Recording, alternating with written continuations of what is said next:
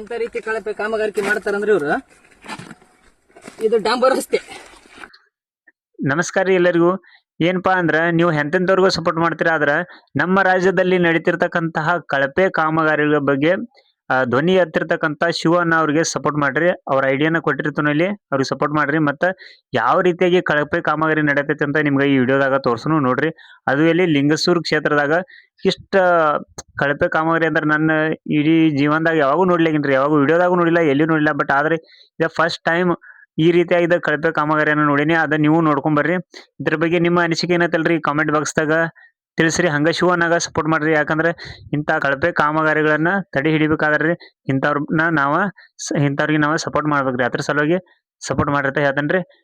ಈ ವಿಡಿಯೋನ ನೋಡ್ರಿ. ಸರಿಯಪ್ಪ ಓದಲ್ಲ ಅವರು ಇಲ್ಲಿ ನೋಡ್ರಿ ಎಂತ ರೀತಿ ಕಳಪೆ ಕಾಮಗಾರಿಕೆ ಮಾಡ್ತಾರಂದ್ರೆ ಇವರು ಇದು ಡಾಂಬರ್ ರಸ್ತೆ.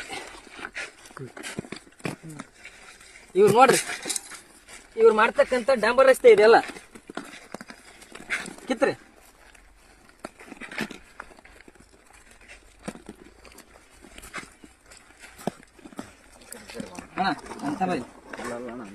ಯಾವ ರೀತಿಯಾಗಿ ಇವರು ಕೆಲಸ ಮಾಡ್ತಾರಂತಂದ್ರೆ ತಾಲೂಕಿನಾಗ